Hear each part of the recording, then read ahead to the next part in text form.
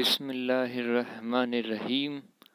तो अब हम अपने एनसीईआरटी के सफ़र को आगे बढ़ाते हैं और हम पढ़ रहे हैं चैप्टर नंबर 1, जिसका नाम है जीवों में जनन, और ये इस चैप्टर का पार्ट नंबर 15 है। हम पढ़ते पढ़ते 15th पार्ट में आ चुके हैं और हमने जो पिछले जो वीडियो थी उसके अंदर में हमने पढ़ा था कि जो जीवों में लैंगिकता के बारे में हम पढ़ रहे थे कि जीवों में किस किस प्रकार के लिंग होते हैं।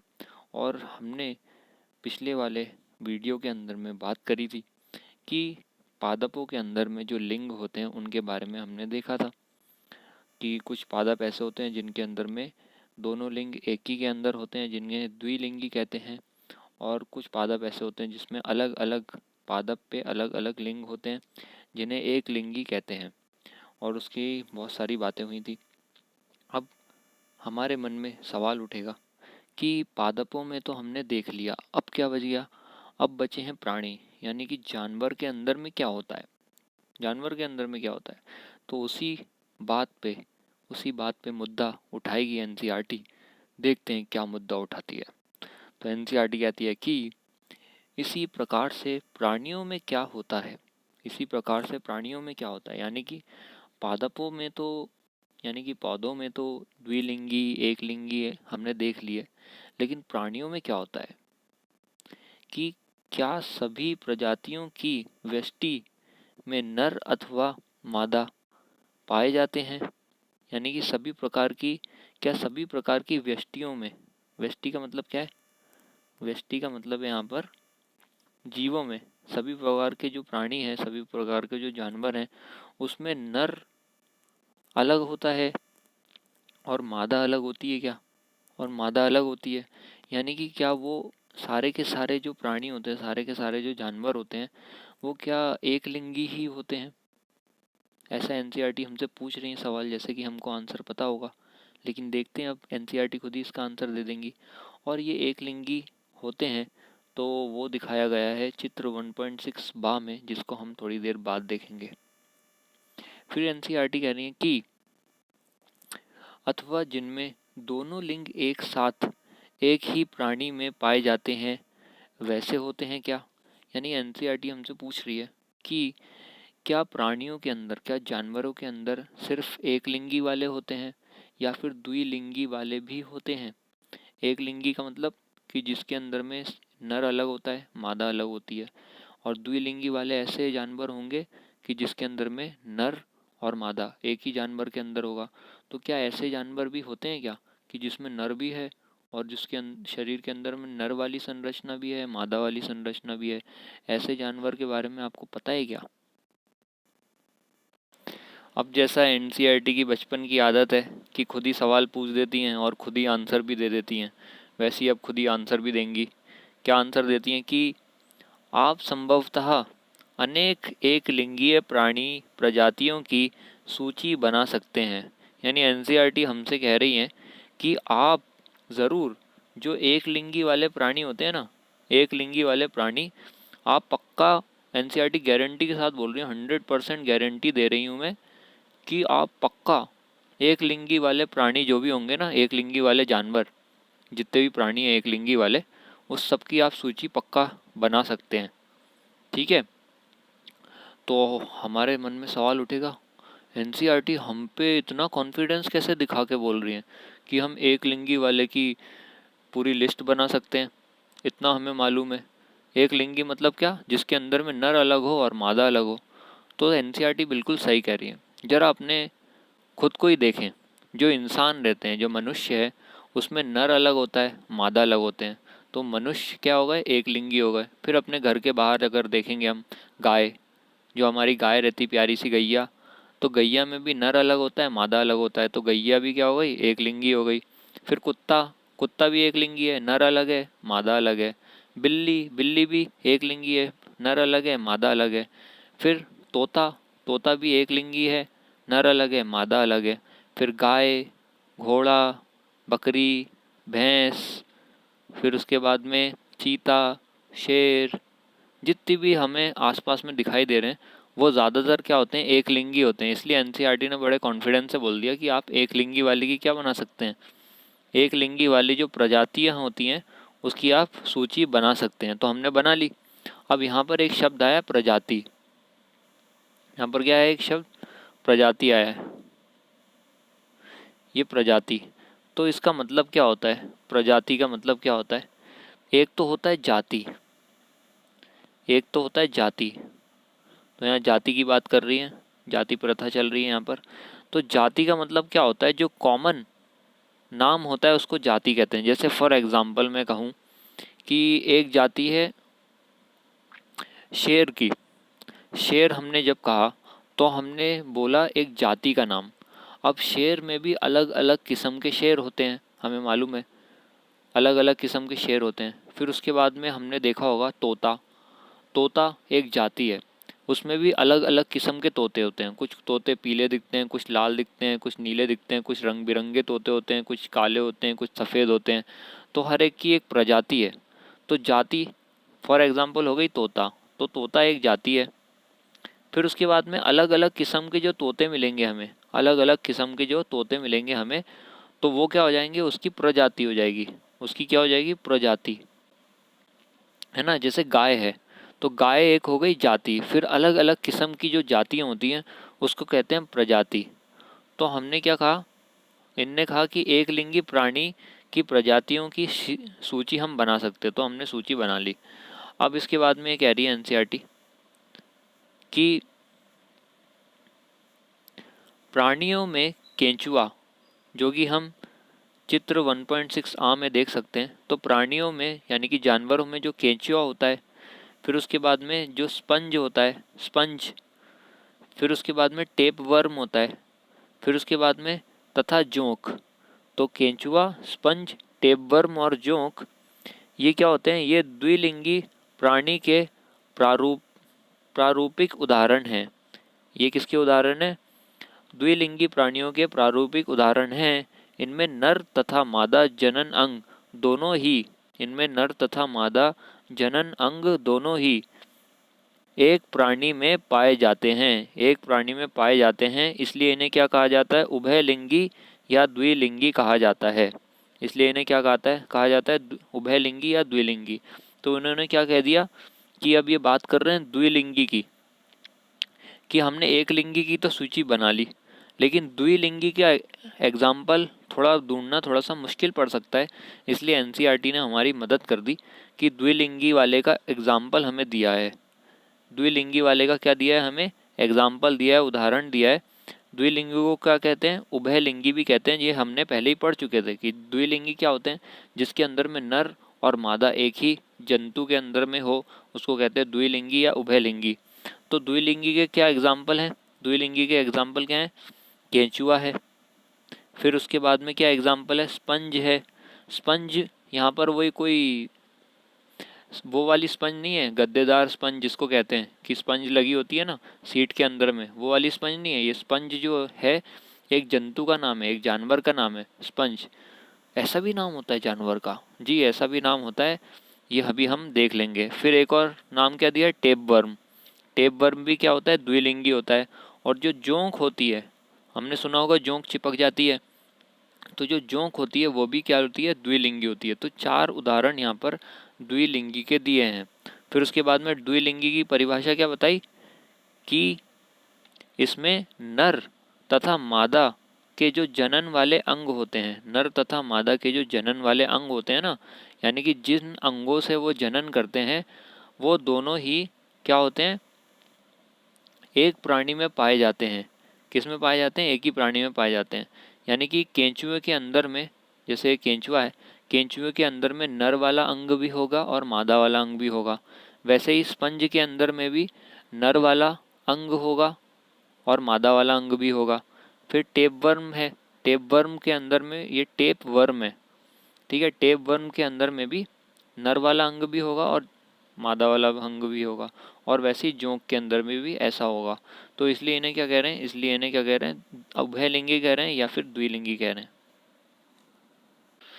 तो अब इनमें से जो एक उदाहरण एनसीईआरटी ने दिए हमें केंचुआ का, स्पंज का, टेपवर्म का और जोंक का, ये हमारी 11वीं क्लास की जो कक्षा की एनसीईआरटी है उसके अंदर में इनके चित्र दिए गए हैं, इनके डायग्राम्स दिए गए हैं और इसमें 12th वाली में भी डायग्राम्स दिए गए हैं, तो उन्हें हमें देखना है। केंचुए का तो डायग्राम इनने चित्र 1.6 आ में ही दिया हुआ है, तो अब हमें चित्र 1.6 आ में इसको देख लेते हैं। जब हम इन डायग्राम्स को देख लेंगे तब हमें और बेहतर तरीके से समझ में आ जाएगा। ठीक है, तो चलते हैं हम अपने चित्र 1.6 आ में। तो हम चित्र 1.6 में आ चुके हैं और ये वाला चित्र हमने पहले भी देखा था कि जीवों में लैंगिकता की विविधता हम देख रहे हैं कि लैंगिकता कितने कितने प्रकार के होते हैं। और इसमें हमें अब देखना है जो द्विलिंगी प्राणी है, द्विलिंगी प्राणी, और उसका उदाहरण हमें दिया गया है, केंचुए का उदाहरण दिया गया है। केंचुआ को क्या कहते हैं? केंचुआ को आप लिख लीजिए कि केंचुआ को कहते हैं अर्थ, EARTH, अर्थ, WORM, वर्म, अर्थवर्म कहते हैं। अर्थ का मतलब होता है हमारी धरती यानी कि ज़मीन, और वर्म का मतलब क्या होता है? वर्म का मतलब होता है कीड़ा। तो ज़मीन में रहने वाला कीड़ा, तो वैसे तो बहुत सारे कीड़े होते हैं लेकिन ये कुछ खास ही होता है ज़मीन के लिए, तो इसलिए इसको कहते हैं अर्थवर्म, ज़मीन में रहने वाला कीड़ा, जिसके हिंदी में क्या कहते हैं? इसको कहते हैं केंचुआ। तो ये किसका उदाहरण है? ये द्विलिंगी प्राणी का उदाहरण है, क्योंकि इसके अंदर में नर और मादा वाले जो अंग होते हैं वो एक ही केंचुए के अंदर में मिलते हैं हमें। तो हम इसका डायग्राम देखते हैं अब एनसीईआरटी में जो दिया गया है। तो ये आ गया हमारा प्यारा सा नन्हा सा गंदा सा केंचुआ, ओ सॉरी गंदा सा नहीं प्यारा सा नन्हा सा केंचुआ। तो ये हमें केंचुआ नज़र आ रहा है यहाँ पर। ये केंचुआ पता नहीं कहाँ से पकड़ के लेके आए एनसीईआरटी वाले और यहाँ पर छाप दिया है इसको। तो ये केंचुआ बहुत ही फेमस हो चुका है एनसीईआरटी के अंदर में, सारे लोग इसको पढ़ते हैं। तो ये केंचुआ हमें नज़र आ रहा है और केंचुए में हमें देखना है कि इसका जो अंग होता है, जनन वाला जो अंग होता है वो कहाँ पर होता है। और हमें एनसीईआरटी कह रही है कि ये द्विलिंगी होता है। ये कैसा होता है? ये होता है द्विलिंगी, द्विलिंगी। तो इसके अंदर में इसका नर वाला और मादा वाला दोनों का अंग दिखेगा। तो ये जो केंचुआ है, केंचुआ है, इसकी बॉडी जो होती है, इसका जो शरीर होता है, बहुत सारे इसमें सेगमेंट्स होते हैं, बहुत सारे इसके हिस्से होते हैं। तो जैसे हमें ये हिस्सा दिख रहा होगा, एक ईंटों जैसा हिस्सा बना हुआ है इसका केंचुए का, पास से हम देखेंगे ऐसे इसके एक हिस्से हैं बहुत सारे, है ना? ये हिस्से हमें नज़र आ रहे हैं। तो इनमें से एक हिस्सा जो होता है, एक हिस्सा जो होता है, ये वाला जो दिखाई दे रहा है हमें, ये वाला जो हिस्सा है उसका एक ख़ास नाम है। उसका एक ख़ास क्या है? उसका एक ख़ास नाम है जिसको बोलते हैं क्लाइटेलम, क्लाइटेलम, जिसको क्या कहते हैं? क्लाइटेलम। इंग्लिश में भी इसको क्लाइटेलम बोलते हैं और हिंदी के अंदर में भी जब इन्होंने लिखा है तो इसको क्लाइटेलम ही कह रहे हैं। तो क्लाइटेलम, क्लाइटेलम। तो जो केंचुआ होता है उसके अंदर में क्लाइटेलम होता है, एक ख़ास हिस्सा होता है। अब हम इसे खास क्यों कह रहे हैं? क्योंकि इस क्लाइटेलम के अंदर में ही, इस क्लाइटेलम के अंदर में ही इस केंचुए के जो जनन वाले अंग होते हैं ना, वो इस क्लाइटेलम के अंदर ही होते हैं। यानी कि नर वाला जो जनन का अंग है और मादा वाला जो जनन का अंग है वो कहाँ मिलेगा? वो इस क्लाइटेलम के अंदर में मिलेगा। तो इस क्लाइटेलम को जब हम जूम करके देखेंगे, जब इस क्लाइटेलम को हम काट के, इस केंचुए को काटा, ठीक है, छी केंचुए को काट दिया जी, ऐसा करना पड़ता है पढ़ाई करने के लिए। तो केंचुए को काटा कुछ लोगों ने और काट के इसके क्लाइटेलम में देखा, झांक के माइक्रोस्कोप से देखा, ठीक है, तो हमें कुछ ऐसा नज़र आएगा। यानी कि इसको जूम करके हम देख रहे हैं, ये क्लाइटेलम की पिक्चर है, इसको जूम करके देखा जा रहा है क्लाइटेलम को काट के। तो यहाँ पर क्या दिख रहा है हमें? यहाँ पर तो अगर हम देखें तो अजीबोगरीब सी चीज़ें नज़र आ रही हैं, तो इसको हमें ध्यान से देखना पड़ेगा। तो यहाँ पर हम पहले बात करते हैं, हमें इस क्लाइटेलम के अंदर हमने बताया कि इसमें जो जनन वाले अंग होते हैं वो मिलते हैं। तो सबसे पहला जो अंग दिख रहा है वो ये लिखा हुआ है अंडाशय। वो क्या लिखा हुआ है? यहाँ पर लिखा है अंडाशय। तो अंडाशय जो है, अंडाशय जो है वो कौन सा अंग होता है? ये होता है मादा, मादा वाला जो जनन अंग होता है ना, मादा वाला अंग, मादा जनन अंग है, ये क्या है? अंडाशय होता है। तो अंडा से ही समझ में आता है। जो मुर्गी होती है वो अंडा देती है, तो मुर्गी क्या होती है, मादा होती है, यानी कि फीमेल होती है। तो जो अंडाशय है वो मादा वाला जनन का अंग है। और ये अंडाशय कहाँ पर है, ये अंडाशय ये रहा, ये गोल गोल से।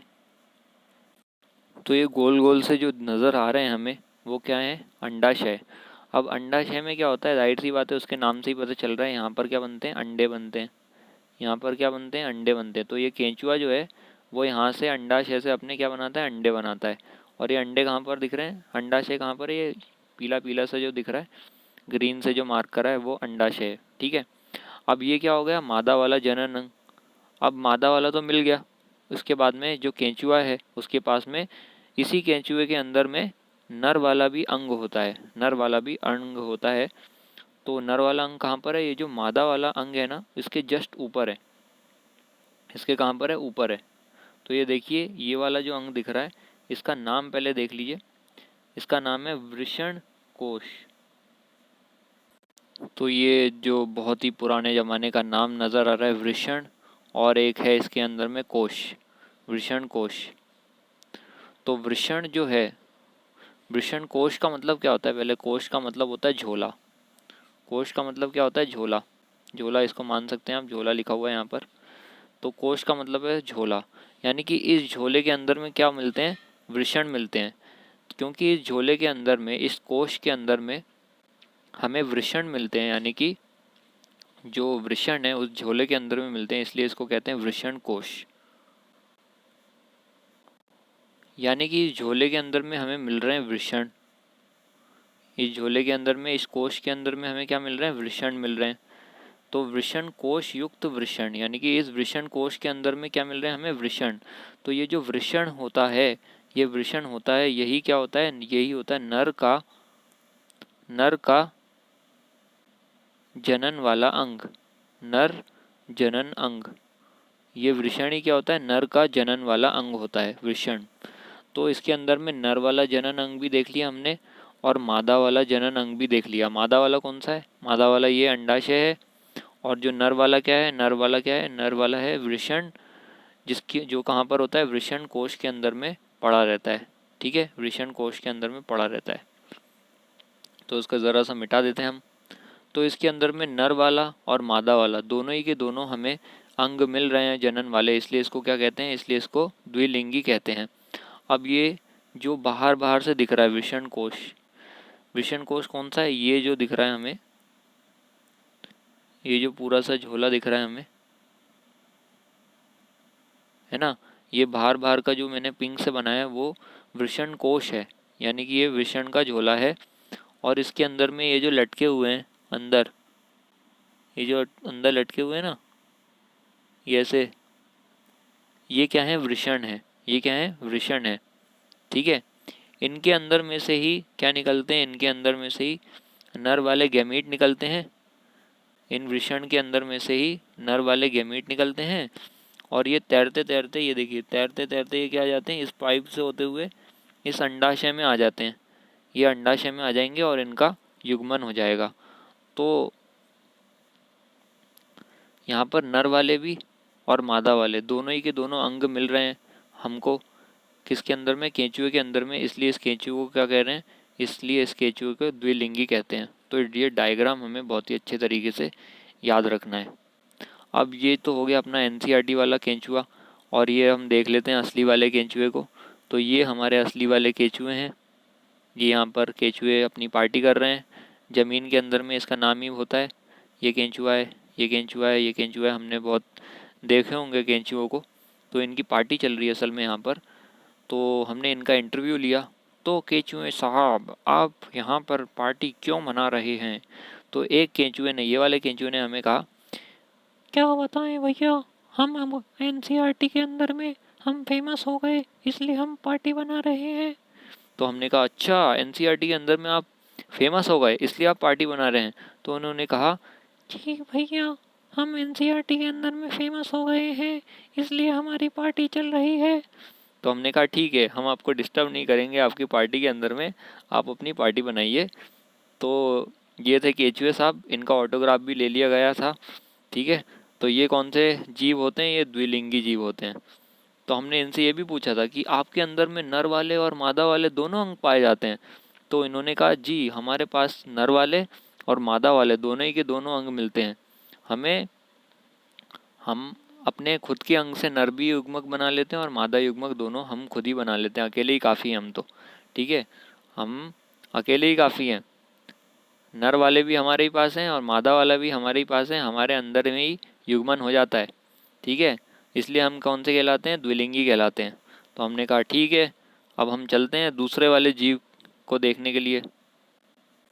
तो द्विलिंगी जीव के अंदर में हमने केंचुए का उदाहरण देख लिया कि केंचुआ एक द्विलिंगी प्राणी होता है, या फिर उसको अभयलिंगी भी कह सकते हैं, अभयलिंगी प्राणी होता है।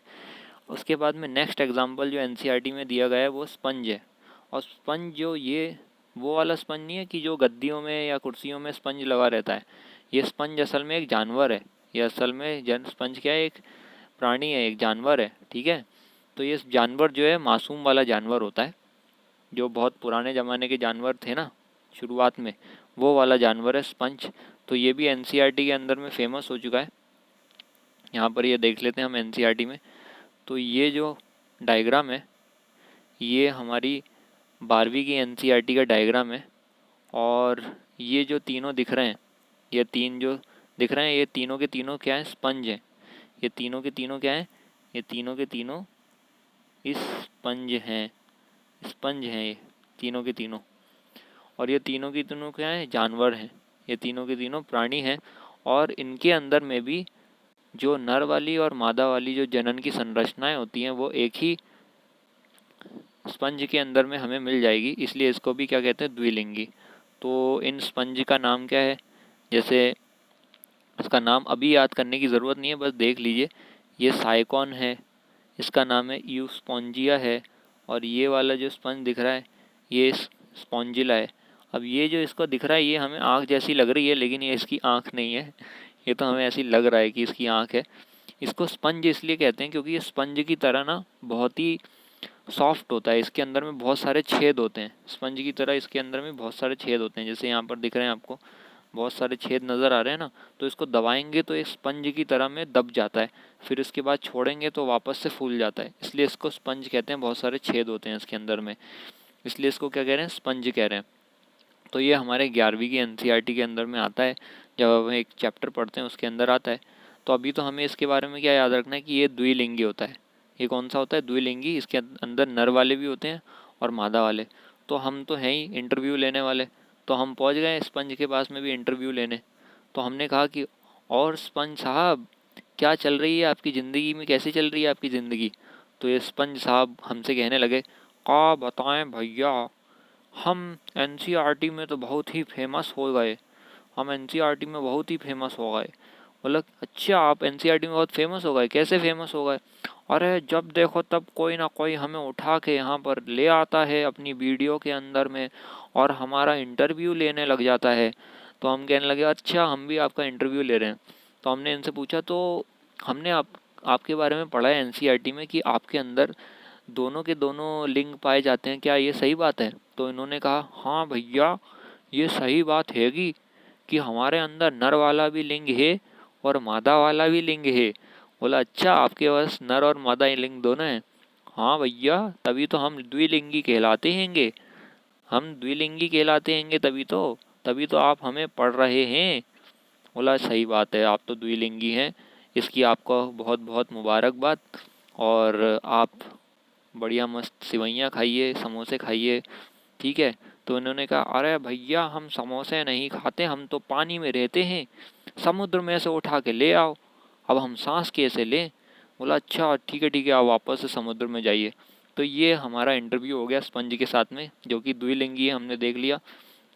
अब ये तो एनसीईआरटी वाले स्पंज है, जरा हम नज़र देख लेते हैं जो हमारे असली वाले जो स्पंज होते हैं। तो ये समुद्र की फ़ोटो है और इसके अंदर में ये जो पिंक पिंक से दिख रहे हैं हमें, ये एक स्पंज है। यहाँ पर ये दिख रहा है जो, ये भी स्पंज है, ये भी स्पंज है। थोड़ा ये वाला कलर लेते हैं, ये पिंक पिंक से जो हमें नज़र आ रहे हैं वो स्पंज है असल में। इसको थोड़ा जूम करके बता देते हैं। तो ये पिंक से दिख रहे हैं, तो आप देख पा रहे होंगे कि इसके अंदर में बहुत सारे छेद हैं इनके शरीर के अंदर में, तो इसलिए इन्हें स्पंज कहा जाता है। तो ये असल में पेड़ या पौधे की तरह नज़र आ रहे हैं, लेकिन है असल में ये जीव। असल में क्या है, ये प्राणी है, जानवर एक किस्म के जो पानी में रहते हैं। फिर एक और फोटोग्राफ है, ये स्पंज की है, पीले कलर के दिख रहे हैं, कितने कलरफुल होते हैं ये स्पंज। देख सकते हैं इसका एक छेद है, मुंह है जहाँ से खाना लेता है, तो इसके अंदर में बहुत सारे छेद इसमें क्लियर नज़र आ रहे हैं, इसलिए इसको स्पंज कहते हैं और ये द्विलिंगी का एग्जाम्पल है। फिर एक और फोटोग्राफ है ये वाली, ये भी जो दिख रहे हैं नज़र आ रहे हैं हमें, एक स्पंज है और इसके बारे में डिटेल में 11th क्लास में पढ़ा जाता है असल में। अभी आपको ये याद रखना है कि ये द्विलिंगी होता है। और एक और फोटोग्राफ देखी थी बहुत ही सुंदर, इसमें वाइट कलर का स्पंज है, देखिए इसमें बहुत सारे छेद नज़र आ रहे हैं इसकी शरीर के ऊपर, तो ये भी किसका एग्जाम्पल होता है, स्पंज जो हमने देख लिया द्विलिंगी का एग्जाम्पल है। इसका एग्जाम्पल है द्विलिंगी और इसका हमने इंटरव्यू भी लेके आपको बता दिया है। तो पानी में से हम इसको उठा के लेके आ गए थे, तो ये थोड़े से नाराज़ हो गए, इसलिए हम इनको पानी में छोड़ आए हैं। अब हम अपने दूसरे प्राणी को देखते हैं जो एनसीईआरटी ने कहा है जो द्विलिंगी है। तो केंचुआ हमने देख लिया द्विलिंगी, स्पंज को हमने देख लिया, इंटरव्यू भी ले लिया। अब हम देखते हैं टेप वर्म को। टेप वर्म को, क्या इसका नाम टेप वर्म है? टेप यानी कि कीड़ा, ऐसा कीड़ा जो टेप जैसा होता है। जी टेप जैसा होता है। अभी हम इसको देखते हैं जस्ट, तो इसमें देखने से ज़रा डरिएगा नहीं। ये टेप वर्म जो है, इसकी स्पेलिंग ऐसी है, टेप वर्म। टेप जो हमारा टेप होता है चिपकाने वाला, और ये है वर्म। ये क्या है? वर्म। वर्मा साहब नहीं है, ये क्या है? वर्म है। वर्म का मतलब होता है कीड़ा और टेप मतलब टेप होता है नॉर्मल जो चिपकाने वाला। तो ये कीड़ा जो होता है वो टेप जैसा दिखता है, इसलिए इसका नाम टेप वर्म है। तो ज़रा हम देखते हैं, इस पर नज़र दौड़ाते हैं। तो ये हमारी एनसीईआरटी का एक पन्ना है जिसको हम उठा के ले आए हैं यहाँ पर दिखाने के लिए, और इसमें ये जो टेप वर्म की यहाँ पर पिक्चर दी गई है, ज़रा इसको जूम करके देखते हैं। तो ये टेप वर्म यहाँ पर लिखा हुआ है, टेप वर्म। ए की जो पिक्चर है ये टेप वर्म की पिक्चर है। तो ये जो दिख रहा है आपको बहुत ही टेप के जैसा, ऐसा लग रहा है कि ये जो दीवारों को नापने वाला टेप होता है ना, हाइट वाइट नापने वाला टेप, वैसा एकदम नज़र आ रहा है। लेकिन असल में ये क्या है? ये असल में टेप नहीं है, ये कीड़ा है। तो इसको पकड़ के चिपका नहीं देना है किसी चीज़ को, असल में ये कीड़ा होता है। तो यहाँ पर इसको जूम करके देख लेते हैं और थोड़ा क्लियर।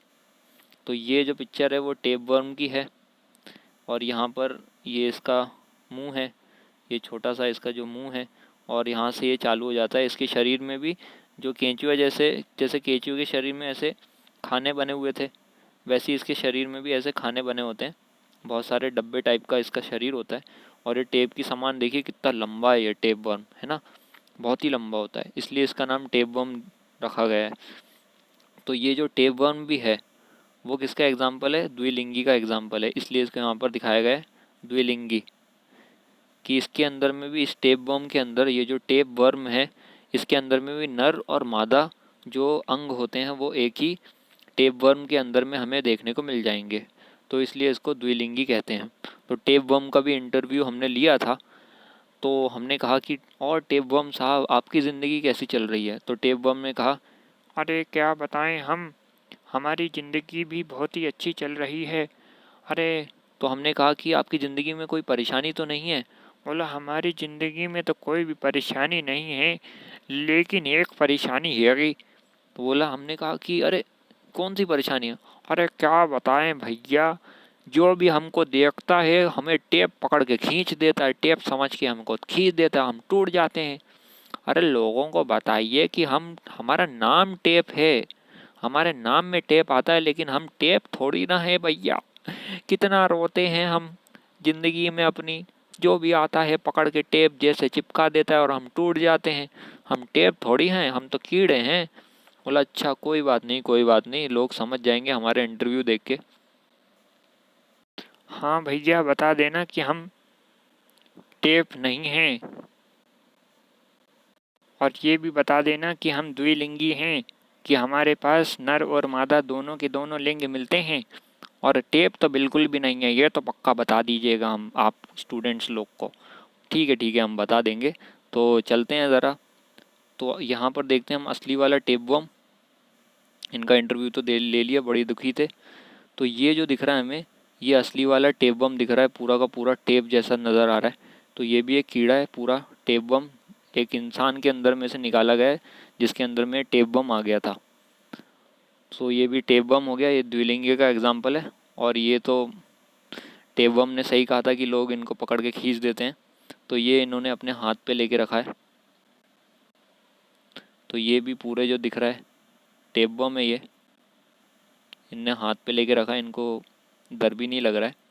खैर, तो ये भी टेप बम है। तो अपने देख लिया टेप बम कैसा नज़र आता है, इस तरीके का नज़र आता है। और एनसीईआरटी के अंदर में भी ये जो डायग्राम है वो टेप बम का डायग्राम है।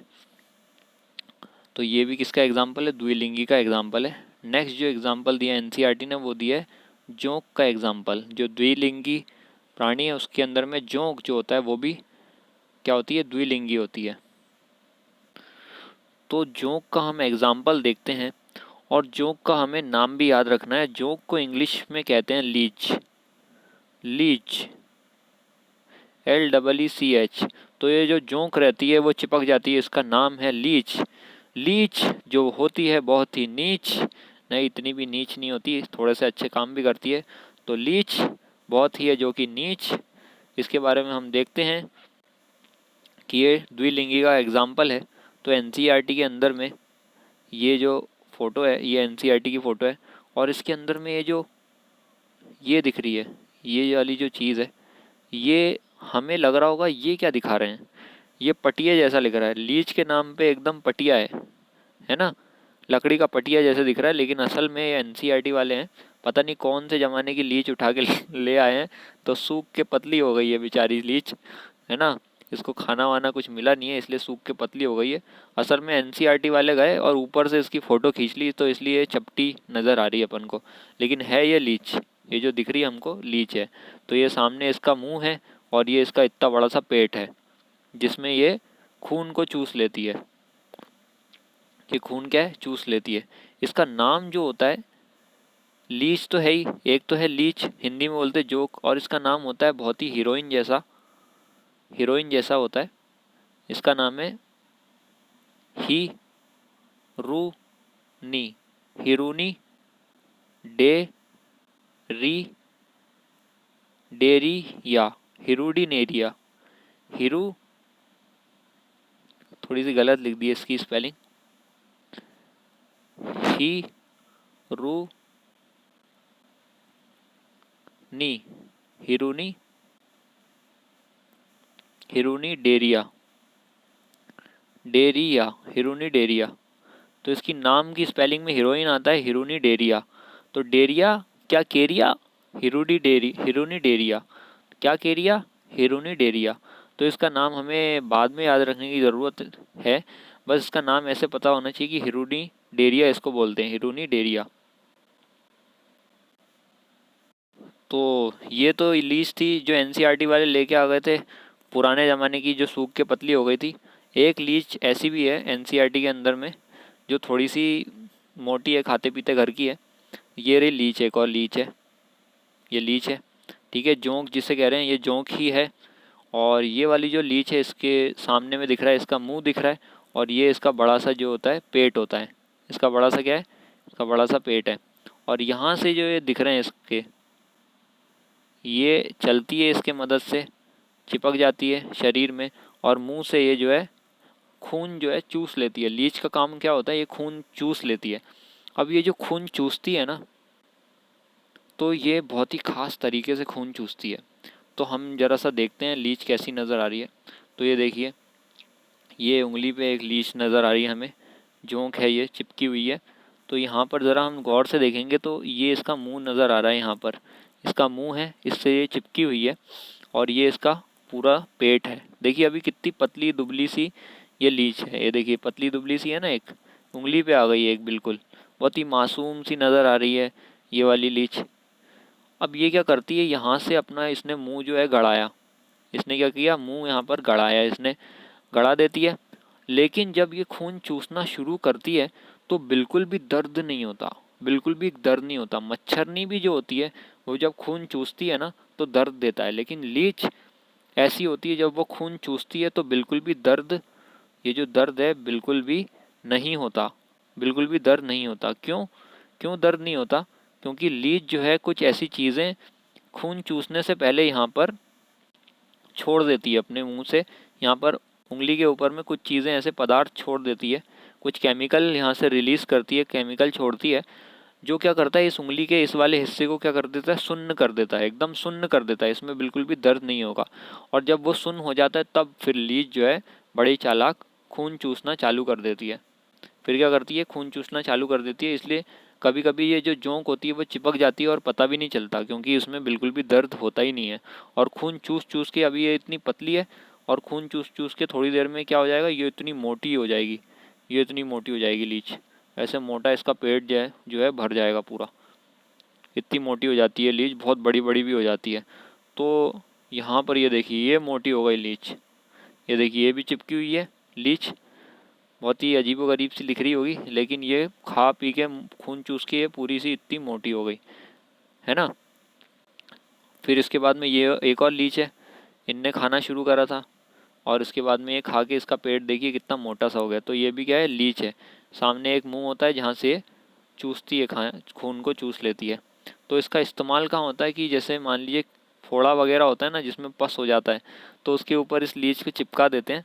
सुनने में बड़ा ही थोड़ा सा अजीब सा लग रहा होगा, अजीब व गरीब बातें, लेकिन ऐसा होता है ट्रीटमेंट कि उसके ऊपर चिपका देते हैं, और पस जो होता है इसको एक लीच जो है चूस लेती है। तो लीच को तो पता नहीं है खून चूस रही है, पस चूस रही है, तो उससे इलाज भी हो जाता है मरीज का, और अपना काम भी हो जाता है। और लीच का लीच के अंदर क्या गया वो तो अब लीच ही जाने उसके अंदर क्या चला गया।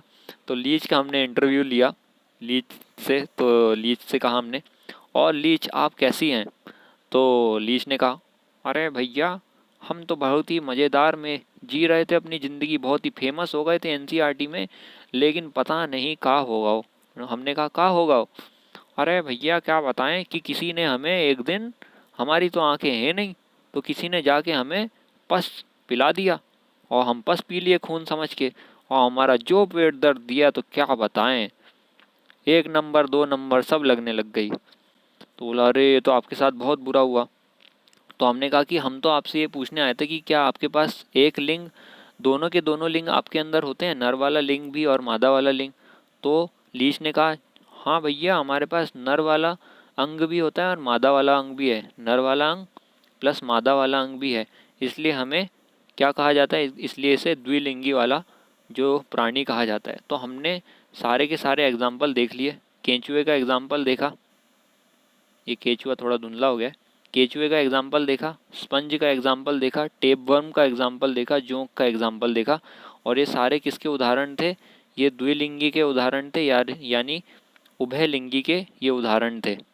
ठीक है, तो ये हमें एकदम अच्छी तरीके से याद होने चाहिए कि केंचुआ, स्पंज, टेपवर्म और जोंक ये सारे द्विलिंगी यानी कि उभयलिंगी के एग्जाम्पल होते हैं।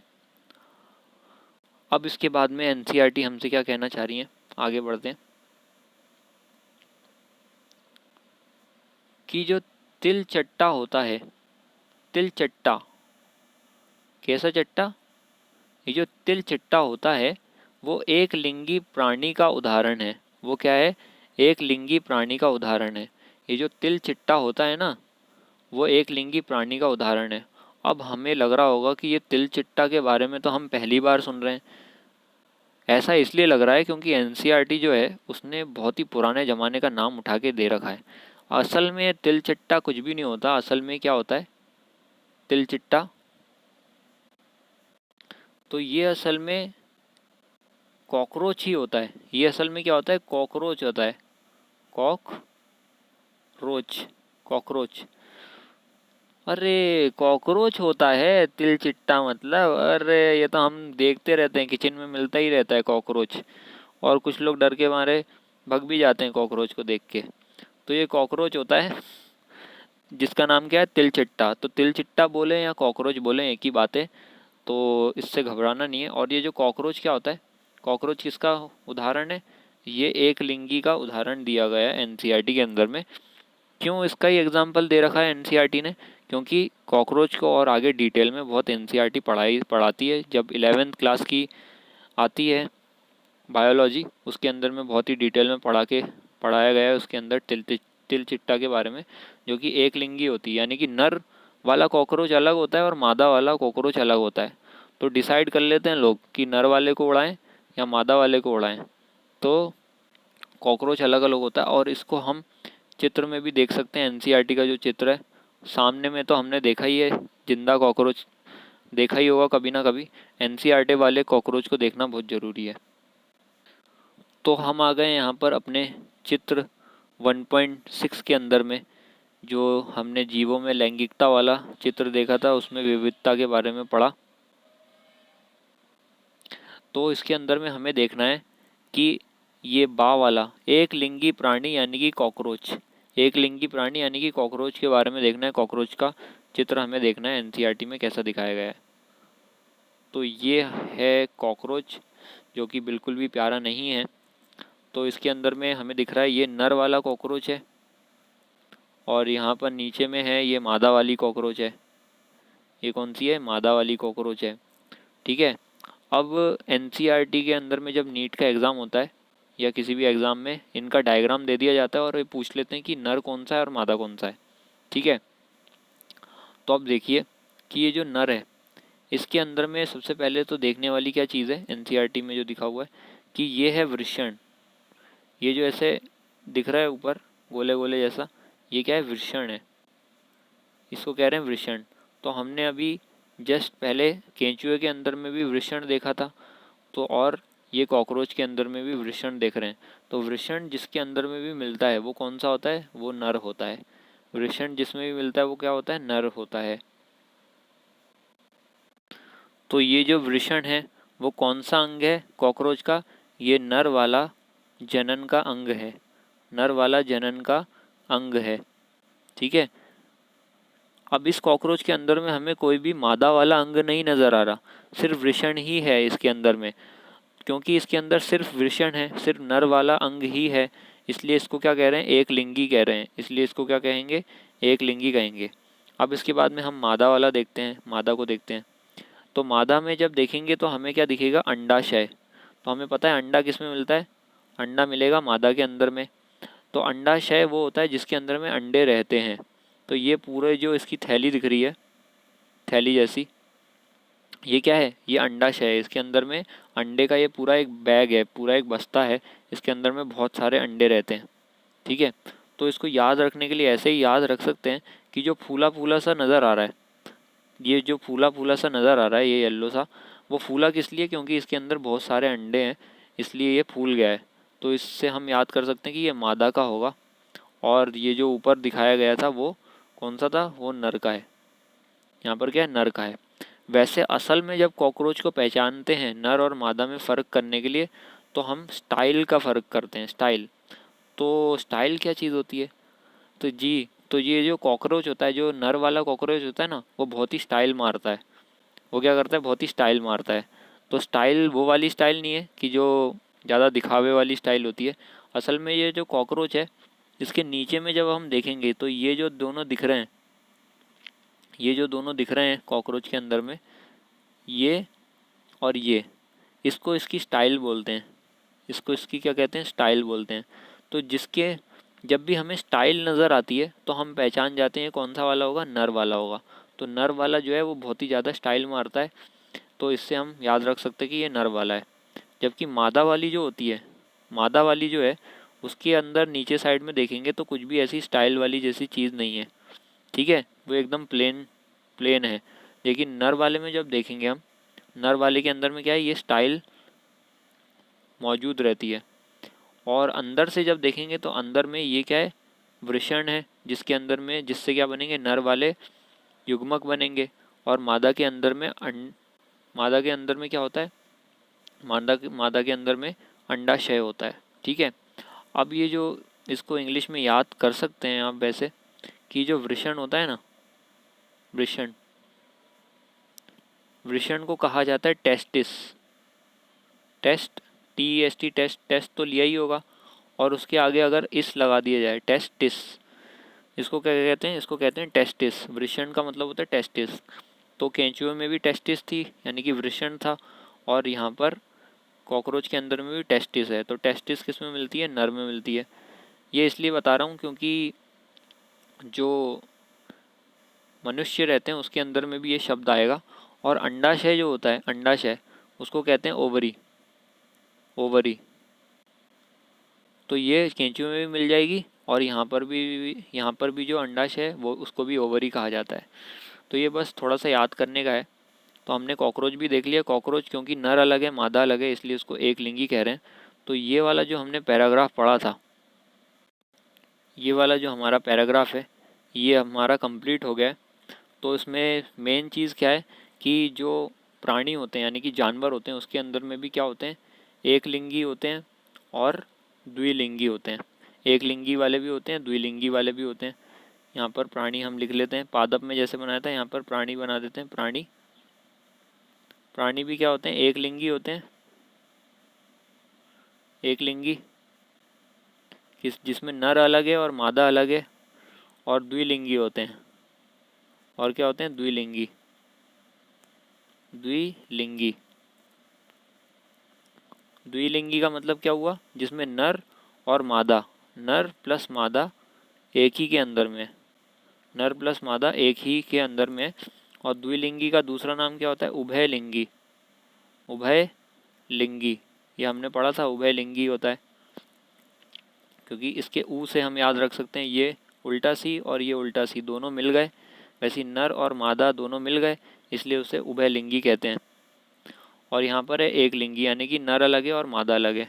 एक लिंगी में बहुत सारे उदाहरण हैं, जैसे मनुष्य भी एक लिंगी होते हैं, गाय, कुत्ता, बिल्ली, चूहा, ये सारे के सारे क्या हैं, एक लिंगी है। लेकिन एनसीईआरटी में क्या दिया है, तिल चिट्टा, तिल चट्टा, तिल चट्टा एग्जाम्पल दिया है इसका। एक लिंगी का क्या एग्जाम्पल दिया, तिल चिट्टा। तो एनसीईआरटी वालों को एक लिंगी में तिल चिट्टा बहुत पसंद है यानी कि कॉकरोच, कॉकरोच, कॉकरोच का एग्जाम्पल दिया है। और जो द्विलिंगी वाले हैं, द्विलिंगी जो कि हमने बहुत सारे एग्जाम्पल उसके पढ़े थे। तो पहला एग्जाम्पल हमने देखा द्विलिंगी के अंदर में क्या देखा था, पहला एग्जाम्पल हमने देखा था